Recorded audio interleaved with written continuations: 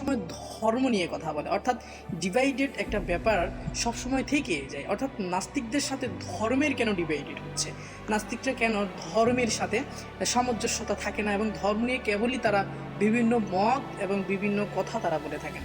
তো আসলে এটা সাধারণ মানুষের জন্য খুবই ইম্পর্টেন্ট একটি কথা যে নাস্তিকরা বিভিন্ন ধর্ম নিয়ে, এবং আজকাল দেখা যাচ্ছে যে নাস্তিকদের প্রভাব এমনভাবে বিস্তৃতি লাভ করছে, বা নাস্তিকতার যেই ডেফিনিশন, নাস্তিকতার যেই থিওরি, সেটা তারা যেভাবে প্রেজেন্টেশন করছেন ধর্মকে ব্যবহার করে, অর্থাৎ ধর্মর বিভিন্ন অংশকে, ধর্মের বিভিন্ন শাখাকে, হতে পারে সেটা সনাতনীয় ধর্ম, হতে পারে সেটা খ্রিস্টান বা ইহুদি বা ইসলাম, যে বলুন না কোনো, সকল ধর্মের বিভিন্ন শাখা নিয়ে নাস্তিকদের আলোকপাত আপনারা সবসময় দেখে থাকবেন।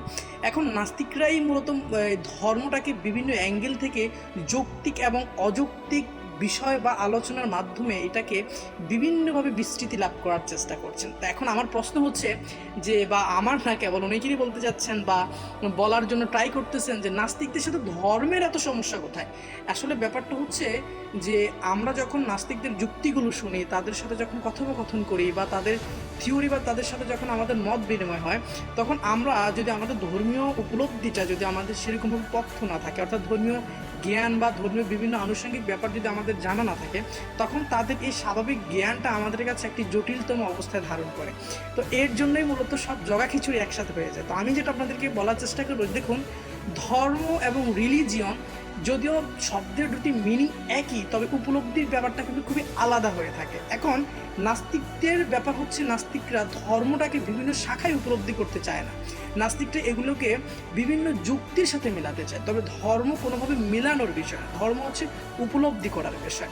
যখন আপনি ধর্মের সাথে সম্পূর্ণভাবে উপলব্ধির এক বিশেষ শ্রেণীকরণে আপনি যখন উপলব্ধি করতে পারবেন, বিভিন্ন ধর্মের অনুষঙ্গকে বা ধর্মের বিভিন্ন শাখা প্রশাখে যখন আপনি বিচার বিশ্লেষণ না করে, যুক্তি দিয়ে বা প্রমাণ করার না চেষ্টা করে, যখন আপনি ধর্মটাকে আপনি সম্পূর্ণভাবে যখন উপলব্ধি করার চেষ্টা করবেন বা উপলব্ধি করার প্রক্রিয়াটি আপনার ভিতরে সম্পূর্ণভাবে পর্যালোচনা করবেন, তখনই আপনি ধর্মের মূল মর্মগুলো আপনি বুঝতে পারবেন। এখন আপনি যদি ধর্মটাকে বিজ্ঞানের সাথে আলোচনা করেন, বিজ্ঞান যেভাবে প্রুভ করছে বা প্রমাণ করার চেষ্টা করছে, ধর্ম কোনো প্রমাণ করার ব্যাপার না, ধর্ম হচ্ছে উপলব্ধি করার ব্যাপার। এই উপলব্ধির মাত্রাটাকেই আপনি সর্বোচ্চ অবস্থানে যদি পৌঁছাতে নিয়ে যেতে পারেন, তাহলে আপনি ধর্মের বিভিন্ন আনুষঙ্গিক ব্যাপারে আপনি নাস্তিকদের সাথে অযথা তর্ক করার সে পরিস্থিতি আপনার ভিতরে তৈরি হবে না।